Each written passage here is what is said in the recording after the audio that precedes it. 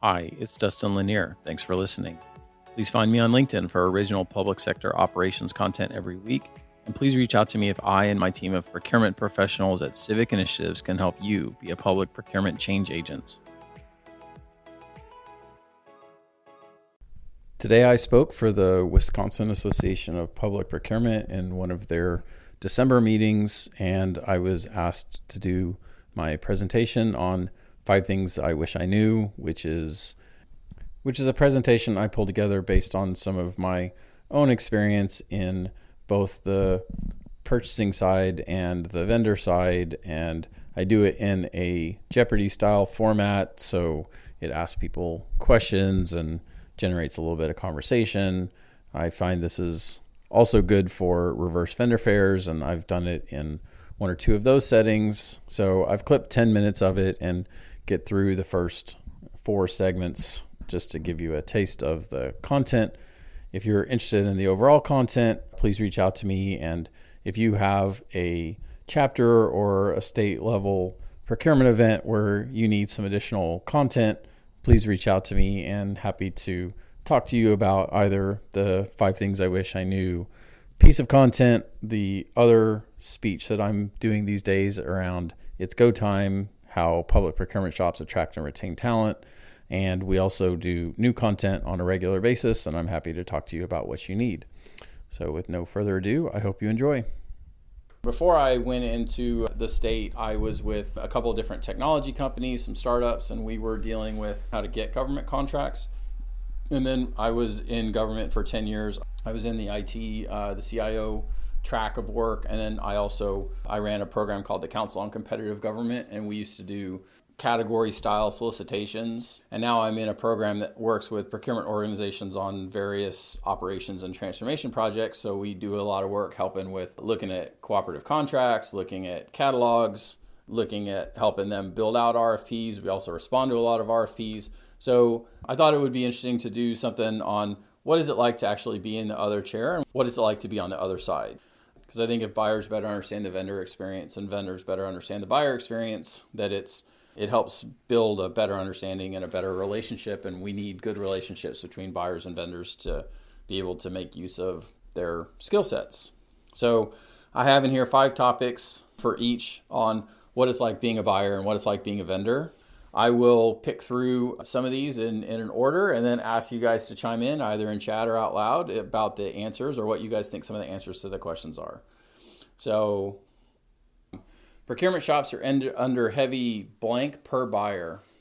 I do have my chat window open now, so workload, exactly so.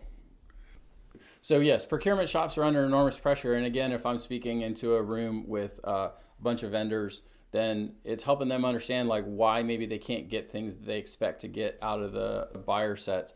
So they're always under enormous pressure, and this was always true. And then I'm sure many of you guys have heard the phrase, the Great Resignation.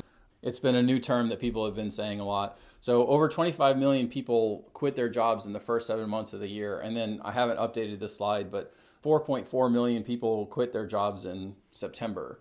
Now that doesn't mean that they quit and didn't do anything else, but it means there's a lot of motion. And so, buyers may be expected to handle 5 to 10 or more RFPs at the same time through various levels of completeness.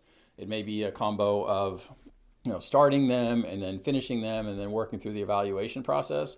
But vendors really should have a better understanding of how much pressure that there is on procurement shops to turn and drive this level of work. And then if an evaluation committee is made up of multiple people and those people leave for some reason or somebody's out of town, then everything can come to a stop even though other people can work just because that's where it is.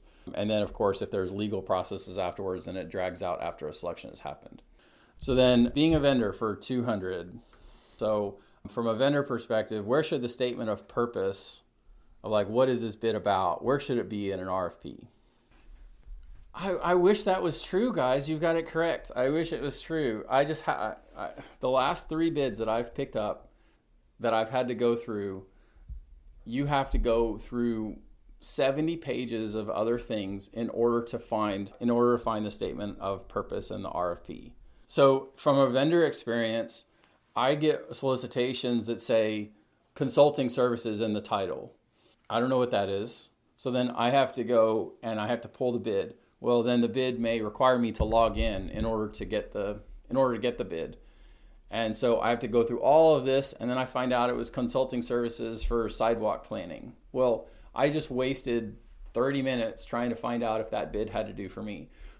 Considering as buyers how you communicate with vendors, make it very clear, like even in the title, like what is this for, so that people don't dig around. And then when I see scope on page 70 and literally no introduction of what it is, I had one the other day that was, their introduction was about the guiding principles of their organization. Laudable, but doesn't tell me whether this bid is for me. So scope on page 70, when I've asked some people, like, why do you do that? Why are you not driving it into the top? They say, well, I want them to read all the rest of this stuff. And I said, do you think they're reading it now? They're scrolling for the information. I'd suggest that if your bid allows it, please start with a clear statement of purpose. Like, what is the bid for? Who should be reading this bid? So that vendors who don't know if it's for them or not can quickly determine whether this is something they ought to be in. If you have the ability to add an environmental narrative, like what is the reason why you're doing this bid? I think that's always also very helpful. What is the reason for it? It's just courteous to allow vendors to understand whether the bid has anything to do with them. And while I'm on that note, really trying to make sure that you've scrubbed your solicitation for any place where there's requirements. I've seen requirements sort of nested inside of the narrative. In your technical proposal, you should describe this. Well, now I have requirements in a narrative. I have requirements over there. So if you make it so that you can drain your requirements into one place, it really helps to deal with any issues of maybe splicing together multiple old bids, which is Frankensteining. So I have one bid and I've combined it with another one. I've had bids where the statement of what's required from a financial reporting perspective is different in one section than another section. And all that does is it creates questions that then have to be reconciled, and then people having to come back and say, what is this for? And it just generates a lot of vendor questions.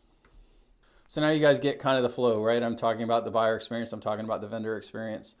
So being a buyer for 400, this is buyers talking to vendors. Having a blank blank does not guarantee you a statewide contract. Something a buyer would tell a vendor. Both of the words start with C. There you go, Lisa. Cooperative contracts. Probably one of the number one things that new vendors don't understand is just because they have a cooperative contract doesn't mean that they automatically are able to come in and do business with you. So the market is saturated with cooperative contracts, as you guys know. This is a short list. I probably should make the more thorough list, but Sourcewell, Omnia, NASPO, Value Point, E&I, state co-ops, regional co-ops. Now there's groups like Compare Co-ops and Co-Procure that are trying to help create marketplaces around being able to understand all the co-op options. So sometimes new vendors will think, well, I have this contract, so therefore I'm automatically able to go and do work. Vendors need to better understand that they have to be able to make a business case on why that contract is adoptable by the entity and how it fits in with your contracting strategy. Sometimes if it's a co-op contract that has multiple vendors on it, there's reticence to pick up one vendor out of the contract because it'll mean that all the rest of the vendors will call and say, well, I want to be on the contract too.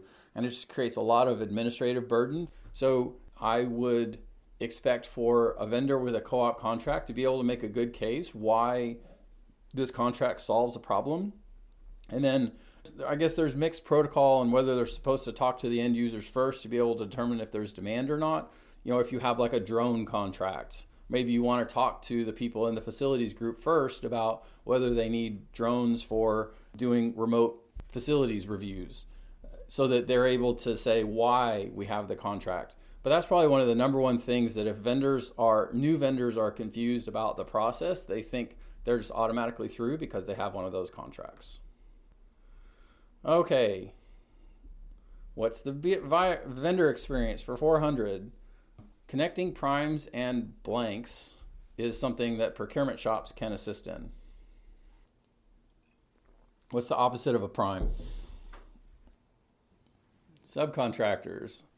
Exactly. So when I'm a vendor and you have put out, I'm a national vendor. So let's say one of you guys had a bid out for a procurement consulting project. And then within your solicitation, you say you have to have a 20% MBE, you need a 5% service disabled vet, you need to have a 5% local presence. I mean, there's lots of ways that the words can happen. And I have 6 weeks to review, and I have 6 weeks to respond.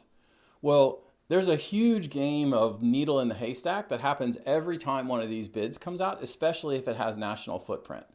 And the percentage goals have only gone up. I don't know what kind of goals you guys have seen, but I've seen goals. I had a bid recently. They had capped the budget, and they said that they wanted the subcontractor mix to literally be over 50% of the response. So now I have a capped budget, and I'm going to have to be able to incorporate subs to even respond. So it's very challenging to find people that can do work in that super short window. Just imagine the gun goes off and you have to go find those people. So finding subs who can directly contribute to projects and actually help fulfill the work and not just take notes and make copies is one of the biggest challenges in creating responses. So please have a central registry of people who are available and known to be able to do work. If you have NAICS, that's very helpful. If there's downloads of the RFPs where individuals can identify themselves as primes and subs, that's super helpful because then I know people who are interested. Or if attendees to the vendor conference, California has something where in order to view the document, you have to indicate interest. And when you indicate interest, you designate whether you consider yourself to be a prime contractor or a subcontractor. Super valuable. And then if you have longer term contract areas where you need to have long-term relationships, or this is a sustained thing. So construction and facilities are the obvious ones. I see them do meet the prime kind of activities. The Texas facilities has a meet the prime series where they have the people who are known to do work, and then they help to facilitate a webinar or an introduction of being able to say, here's who this thing is, and here's the kind of subcontractor relationships that they have. So it just makes it so much easier to help create that. And if all that you do is just put a percentage in your RFP and throw it out, just realize there's a lot of work that has to go on the back in order to actually make that execute.